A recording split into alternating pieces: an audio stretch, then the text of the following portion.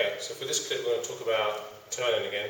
We've done turning in terms of how we turn with the feet, but now we're going to talk about turning in Chi Sao. Some of the clips that I've presented, some people have said that we don't use many angles in turn, but we do, it's a different way of doing it. So I'm going to show you a different approach, right? So I'm not judging which one is right or wrong, that's up to you.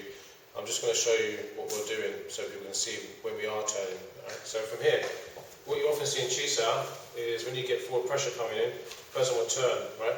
They turn off to an angle. So when I punch, they can turn to the opposite angle and punch, turn, right? You see that quite a lot.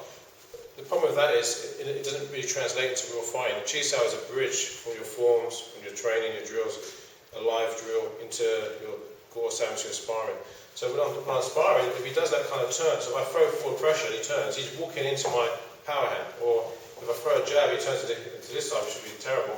He's walking into my hand. So turning your whole body out so far in contact, so in contact I go forward, he turns out so far, is a mistake, right? Because it's easy for me then to leak through, it's easy for me even just to start smashing through with a cross bridge application. So we don't really want to turn out that far.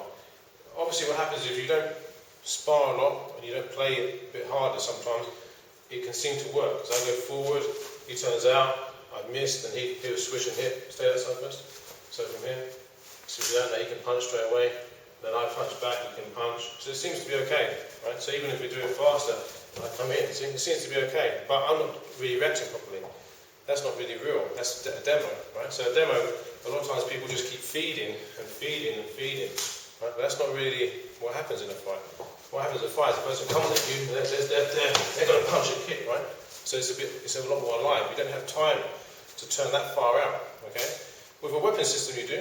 If I have a screamer or a knife and he strikes in, then yeah, you can step out and cut. That's the correct range for a weapon, for a blade or a stick. But for contact martial arts, that's why you have clinches and wrestling, and you have Chi Sao, because you're dealing with close range. Now, what we do, instead of trying to come around, so if Wayne comes in, instead of me trying to angle off or angle away from him, you come in with your 10.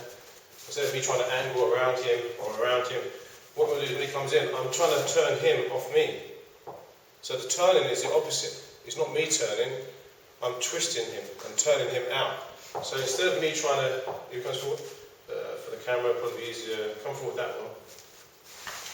Yeah, this one. Instead of me trying to turn around here to strike, I'm walking into his power hand, right? When he comes in, I'm sinking my weight, and I'm turning my hip and elbow and twisting him out. Now his center's out, that opens the line for me, right? So that's where the line opens up, okay? So under pressure when he's coming in, I turn him and strike. So it doesn't look like I did anything. It doesn't look like I really applied anything. It looks like he just didn't have power or made a mistake, right? But what you're not seeing is when he comes in, is I'm dropping my hip, I'm controlling the elbow, I'm twisting his center out to strike him, okay? So the turn is there. The turn isn't me turning away from him or trying to turn and wait for the punch to hit to switch and turn.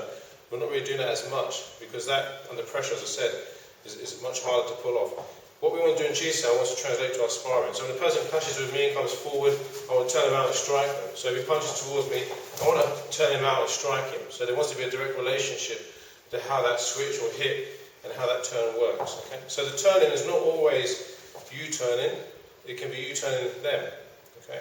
Not to say that we don't turn, sometimes the pressure's coming in, it might be appropriate if I hold the pressure to turn, but when I turn I slide in and beat the space. This way I'm jamming his body, so as he tries to strike, I've already controlled that position for the next strike. If I don't jam that position and I turn out here, he's free to twist his hips and generate power. Okay? So as I turn here, I want to turn in and jam his hips and control him.